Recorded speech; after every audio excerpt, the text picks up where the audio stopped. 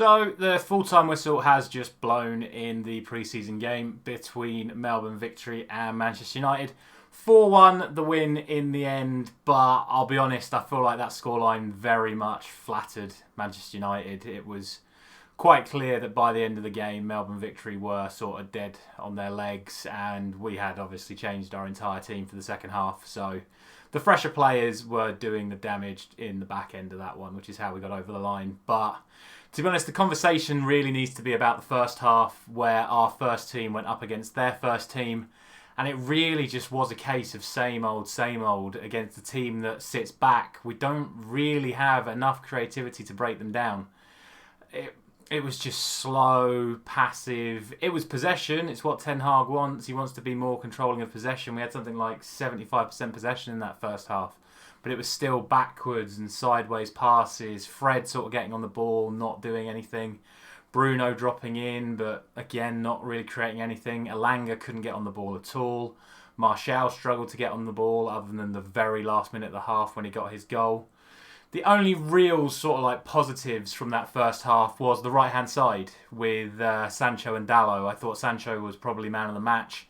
He was expressing himself an awful lot, kind of what we expected from him when we signed him from Dortmund, taking on players, cutting inside, nipping back outside, through balls towards Martial or Elanga from the opposite side, but couldn't really get them in. His best link-up play, though, came with Dalot. Like I said, it was that right-hand side causing the damage. Dalot on the overlap, Sancho slipping him through, and then cutbacks. And that's really where the majority of our chances came from. I did think Dalot's passing in the build-ups weren't very good. He was giving it away a lot when trying to pass it in towards Fred, McTominay and Bruno. But certainly in the final third, I thought Dalot was very good linking up with Sancho. The biggest problem, though, came in the defensive line. Now, we know that Varane picked up an injury in training yesterday, so we hope that he is going to be back, but it is more worrying signs for Varane, which meant that for some reason he decided to play Maguire and Lindelof again. If I'm Eric Bailly, I would be fuming that I've not been put into the first team after how well he played against Liverpool. But it was Maguire and Lindelof, and literally 5 minutes in, it was the same old story. One ball in behind, Lindelof and Maguire just not quick enough to deal with pace in behind, and it was 1-0 to Melbourne. And other Premier League teams are going to be looking at that thinking, well, if it's Maguire and Lindelof, we're in today. We'll just have to sit back and hit Manchester United on the counter. And that is a real worry. It is a real worry that we still have these difficult scenarios where we play against a defensive team and we can't break them down, and then they can hit us in behind so easily. So a bit of a concern there. Into the second half, though, before we get to the second half, McTominay hit a pop shot from 40 yards in the 42nd minute, I think it was, that deflected and looped in, which then allowed them to open up for Sancho and Dalot to combine to set up Martial for the 2-1 lead at half-time. So we did win that half, but not the best showing from the United first team, for sure. In the second half, though, I thought we were a lot better, and the keys to that were Zidane, Iqbal and Charlie Savage in the midfield. And you'd have seen by the thumbnail that I genuinely think they outperformed Fred and Mctominay. They really did. They showed maturity above their age, confidence. Savage's passing is unbelievable. It was Scholes-esque at times, taking the ball, long balls in behind to Rashford, quick nips into Donny or across to Zidane, and then both feet as well. And then when Iqbal got the ball, he was taking on players, little skills, flicks, getting it out wide. They offered so much more than what Fred and McTominay did. So it'll be interesting to see what happens with them going forward. Are they going to be in the first team plans?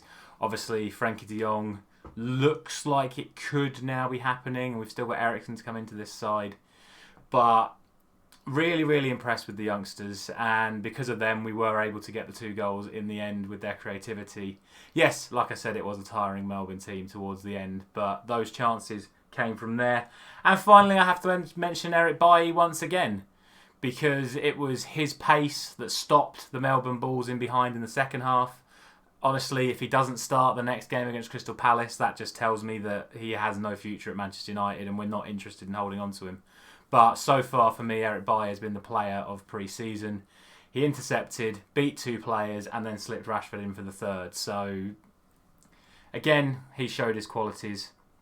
The only sort of other thing to say before I go is that there is news coming in that Martinez is now having his medical, so is Christian Eriksen. However, they are not going to be flying out on the tour after those medicals have been passed, and it's believed they'll be announced with the away kit tomorrow. So it is a shame that we're not going to see them on tour. It means we're basically only going to have 1 week with them in the squad before the Brighton game, which is a bit of a worry considering all the other clubs have got their business done. Like Chelsea signed Koulibaly and Sterling 2 days ago and they're already in America. So little bit of a concern that we are a bit behind our rivals in terms of our preparation, but we're slowly getting there. Just need to iron out those issues, need to be a little bit more creative, need more from the number 10s. I thought Bruno and Donny were both very quiet in their respective halves, so hopefully with Eriksen coming in we can improve on that as well. And yeah, that's sort of my overall reaction. Positive signs, but also very worrying signs that we could just be walking down the same path again with a different manager. Mindset seems to be better, but frailties do remain. Yeah, I think that's about it. As always, like, share and subscribe, and I will be back with another reactions to Crystal Palace on Tuesday lunchtime. Thank you very much for watching.